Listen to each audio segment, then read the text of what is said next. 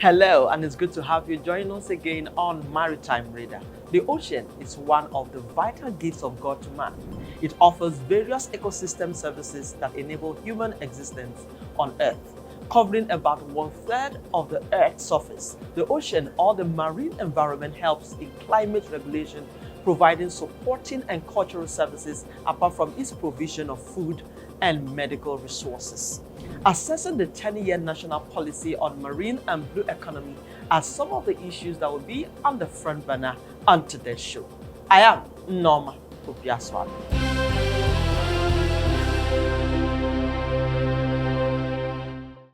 The Abuja MOU is a legal document under which countries of the region agree to develop and implement a common mechanism for their respective port state control activities. The main work of the MOU is the harmonization of the port state control procedure and practices of all the countries in the region, aimed at eliminating the operation of substandard shipping within the region, thereby ensuring maritime safety, security, protection of the marine environment from pollution.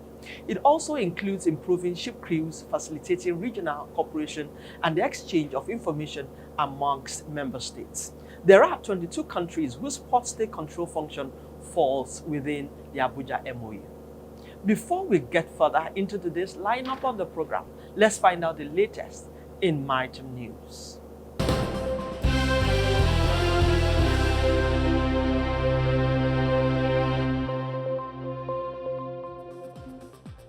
In order to strengthen accountability, transparency, and align with national development priorities, the Minister of Marine and Blue Economy, Adegboyega Oyetola, this week oversaw the formal signing of the 2025 performance bonds by the heads of government agencies under the ministry. Now, the bond serves as a strategic commitment by agency chief executives to deliver on clearly defined goals within the fiscal year. It is expected that it will not be a mere formality, but a performance-driven agreement to track progress, ensure accountability, and guide quarterly reporting in line with the ministry's overarching strategic vision. Some of the agencies whose heads signed the bond include the Nigerian Ports Authority, the Nigerian Maritime Administration, the Nigerian Shippers Council, the National Inland Waterways Authority, and more. Each agency's deliverables under the 2025 performance bond were drawn from its approved annual work plan and jointly reviewed with the Central Results Delivery Coordinating Unit.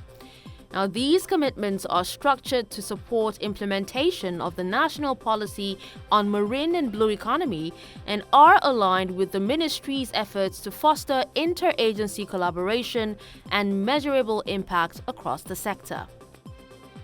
Port security personnel in Madagascar have completed a full-scale exercise and specialized training in Mahajanga to boost the security and safety of the country's major ports.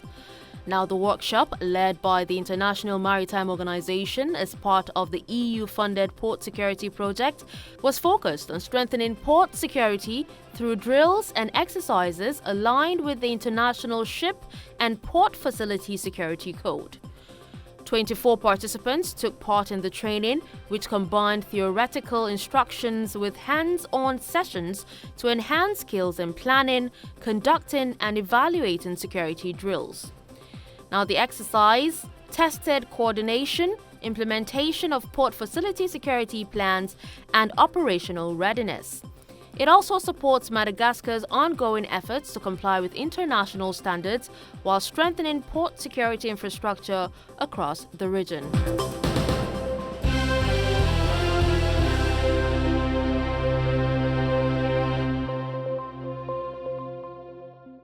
Welcome back. If you are just joining us, this is Maritime Radar. Our guest today, a thorough professional and one of the most respected master mariners in Nigeria, is Captain Sunday Umoren, Secretary General, Abuja MOU, Port State Control. He shares on the national policy, the issue of substandard ships, the plight of Nigerian seafarers, and how he has developed a system of harmonized port state control inspection procedures by working through the instrument of cooperation, coordination, and collaboration. After this short break, please stay with us.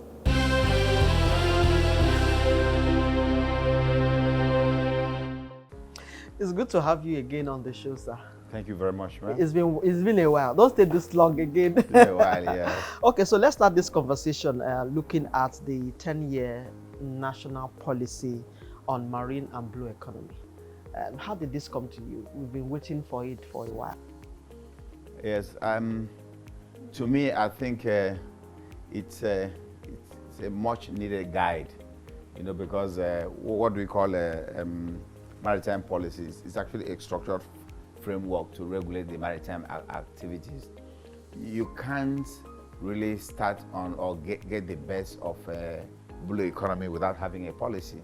The policy is that which you will use to enforce, compliance with the team. So it's a much needed guide that the country needed, because it comes with a lot of benefits. What are the benefits? There's the economic benefit, because everything now is going to be controlled, not teleguided per se, but it's going to have a structure to the approach, and so the leakages will not be there again. Everything before there will be a structured approach to approvals, to activities, to exploitation, to exploration, and so the government would now be in total control.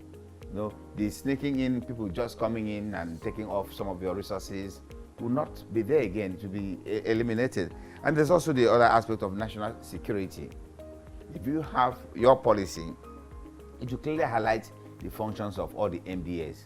Maritime security, who's responsible, what will be done, if things are.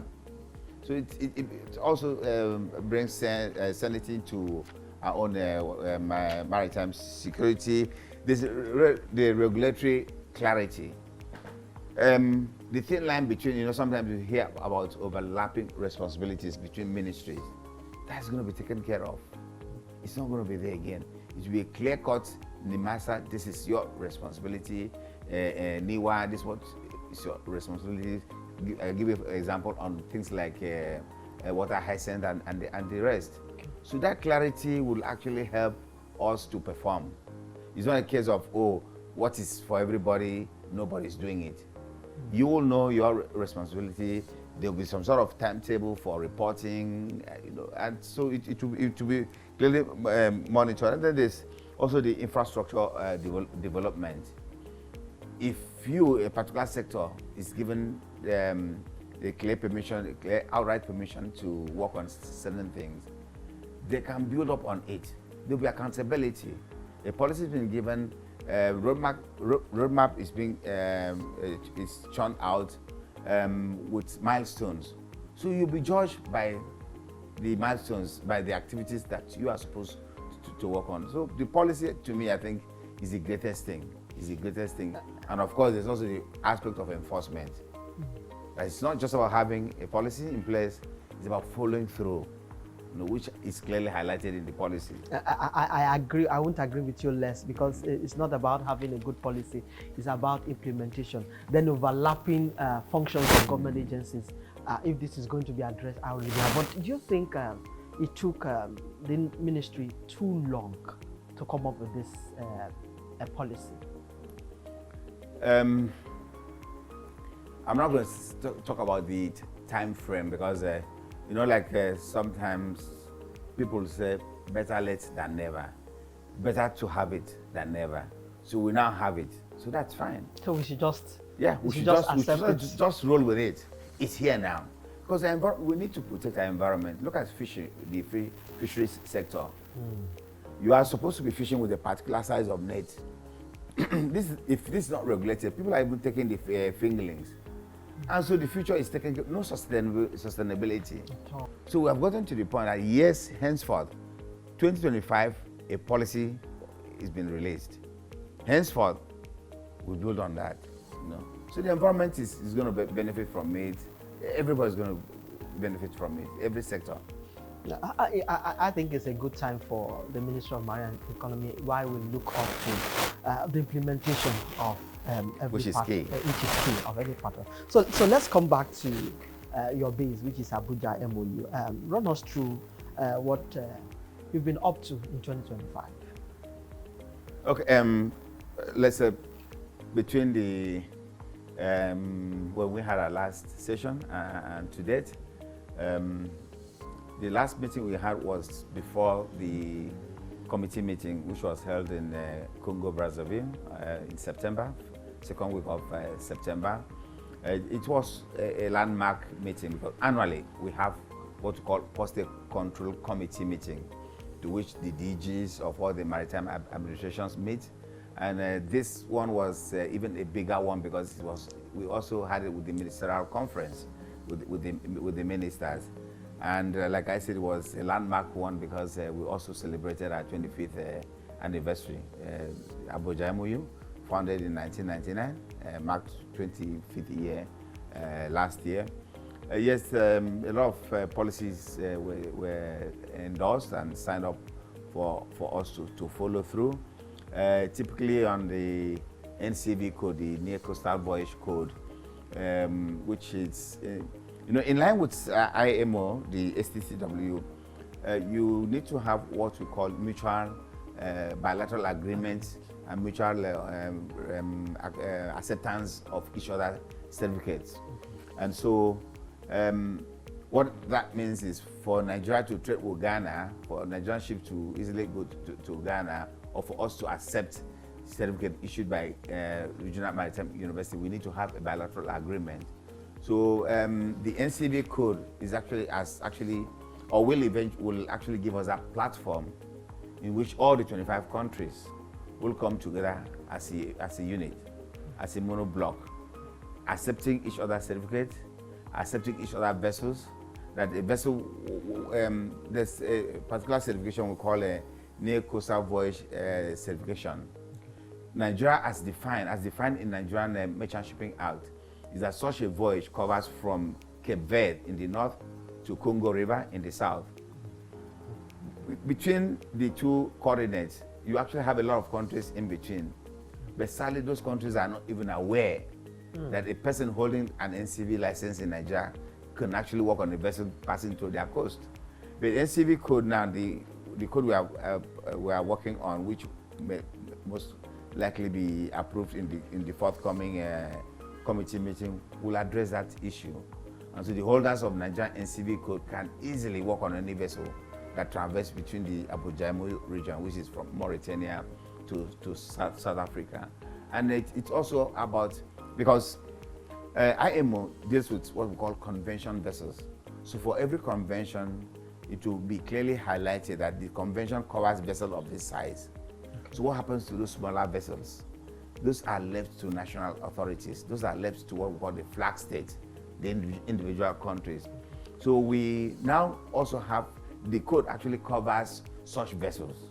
So we now have a unified standard for ships to be built and that will work within that coast. So it's a great thing. It's a great thing. We had teams of experts that actually met in Lagos 2 weeks ago to finalize the draft. It will be presented to the House in the next coming meeting, October this year in Guinea Conakry. And hopefully, by the time the countries will go through it, come up with the agreement, we'll have a Near Coastal code for Abuja region. That's a big win. That's a big win, and I hope everything works out for you. So we also look at spill by foreign vessels. So what has been done to curb this in the region? Okay, the post-state regime is to ensure that no substandard vessel trades within the region. Substandard vessels will cover ships that are poorly manned, ships that have operational issues, ships that don't meet international standards. And so those are the kind of vessels that are prone to pollution, to polluting the waterways. And so what do we have in place? An inspection regime. An inspection regime for every vessel that comes in, at least 15% of the vessels. It should be every vessel, but we say minimum 15% of such vessels coming in to be inspected. And so what are the areas to be inspected on? The marine environmental pollution aspect is there, it's very critical. It's one of the, what we call the relevant convention. The safety of life at sea, is a critical aspect. We have 16 conventions that form what we call the relevant conventions that the inspections are based on. And aside from the normal inspection, we also have what we call the concentrated inspection campaign, in which we always pick a certain sector of shipping and then say, for this period between September to November, 90 days, we are zooming on this sector. We also have what we call focus inspection campaign, which will be starting very soon. And one of the areas we'll be zooming in on will be on marine pollution, MAPO-related contraventions. That for the period that we will be focusing on this aspect, inspecting every vessels that come in, to be sure that, because there are regulations, you can't just come in and then pump out effluent into the waters. There are some equipment you need to have. Okay. There's also the storage aspect, that yes, you can retain what we call slop. You can retain slops on board the vessels. And countries too also have responsibilities with what we call reception facilities. You need to be able, because if a ship keeps so much slop on board, so much oil waste on board, it gets to the point that it may not have enough capacity. So you need to pump out. So countries are also have responsibilities to ensure that they have the reception facilities to take those slops from the vessels. So those aspects we'll be zooming in on. I'm not sure of the whether it's going to be this year or next year, but generally on every inspection cycle, there is the marine environment protection aspect. But the zooming in now on focus inspection, we will be targeting more on pollution aspects. Okay, we'll be looking more on this, the challenges of this inspection you mentioned. Then we also want to know that this equipment that you said that is needed, do we have it? But that will be after the short break. Please stay with us.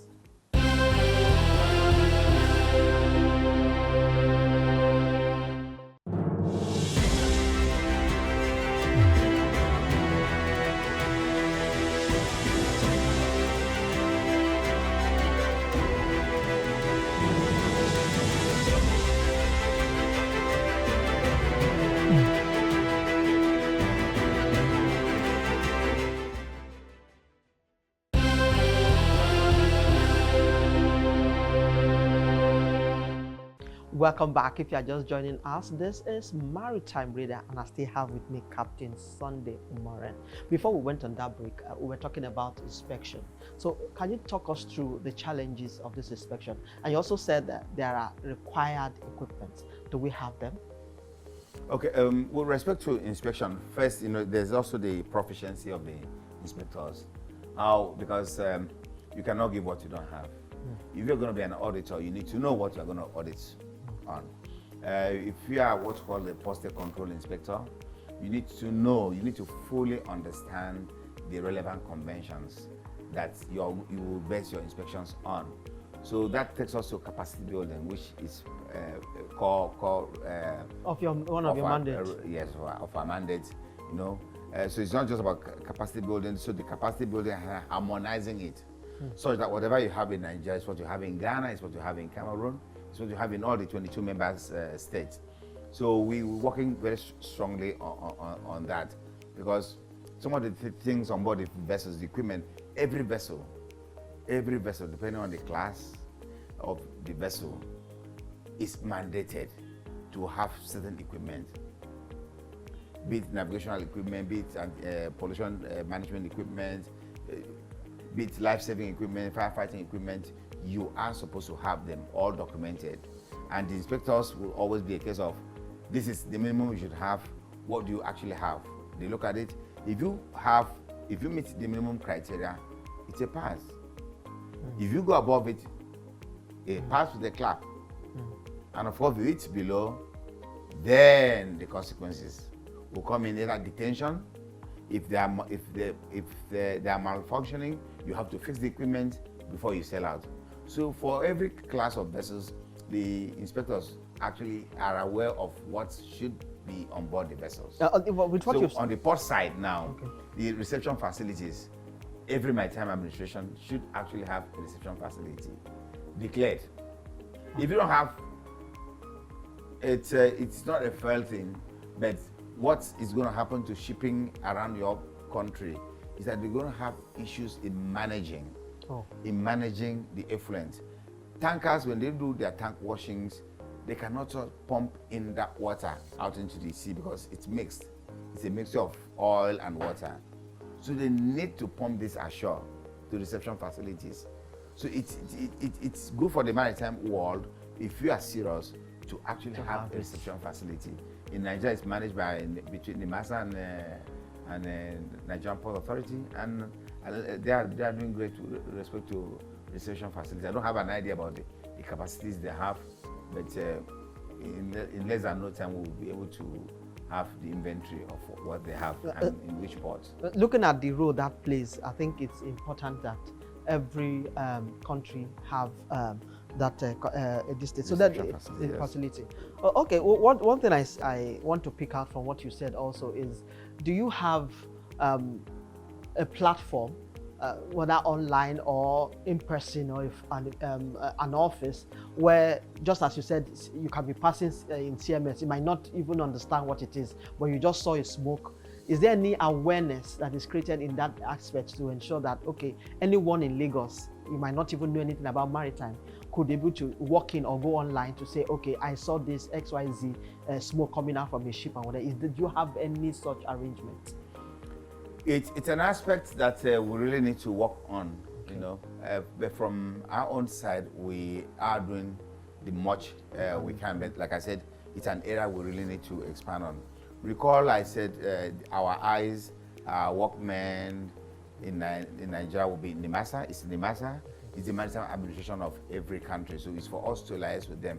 On our own path, we have engaged the Port Authority by having that workshop program, which I said was presented in South Africa.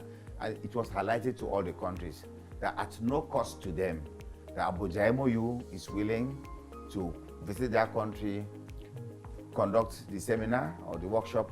It's about maximum 2 hours program on the enlightenment with respect to the fact that we need to work together to get to achieve. With respect to engaging the populace, you know, I think that's an aspect we need to engage the different countries. To say, what are you doing towards it? And I think it's a good thing you brought up. Probably we should put that in our forthcoming meeting. They need to get them to. I think that is imperative, because you are not everywhere. You know, your eyes are not there. Yes, yeah. So I want to talk about another area that we spoke about the last time you were on the show, which is seafarers, the challenges of Nigerian seafarers. And I recall that we even mentioned the COC rejection and a lot of issues we brought up on the show that day. But my concern now is, are you also concerned about the future, where we might be importing post-state control officers because we don't have seafarers? It's a concern not just to the MOU regime, even International Maritime Organization has acknowledged that that's a major issue. We are aging out. We can't work forever, and when you talk about sustainability, the key thing is, who do you hand over the baton to? You don't just hand over to somebody because the person is there. There has to be proficiency. See, when it comes to shipping, proficiency, competency are key. So we should be able to have the next batch that are proficient, that are competent, for us to hand over the baton to. And you don't just have, the handing over is usually not a switch on and off. It's a process. So you need to have the person to be with you for a period, you know, understudy you. You are able to pass back, imbibe certain cultures, the person, and for the person to take over from. So having the next generation of seafarer is key concern of everybody, of all the parties. From our own part of the NCV code, like I said, has to do with that mutual acceptance of COCs.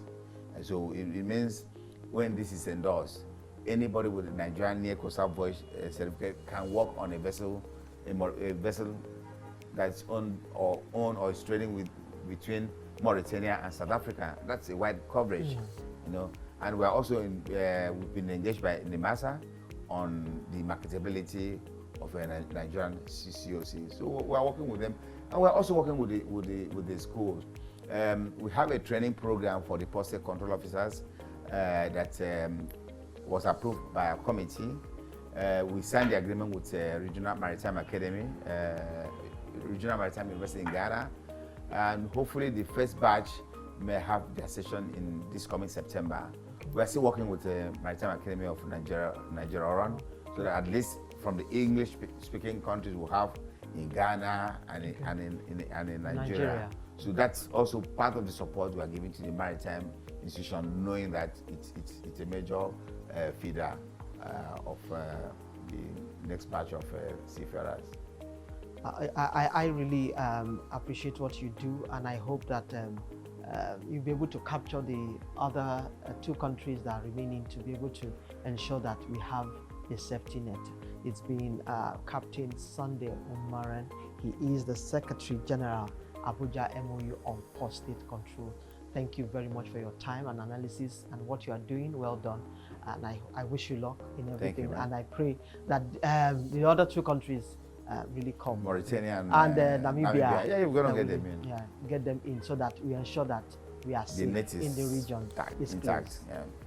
Thank you very much once again. Thank you, ma'am.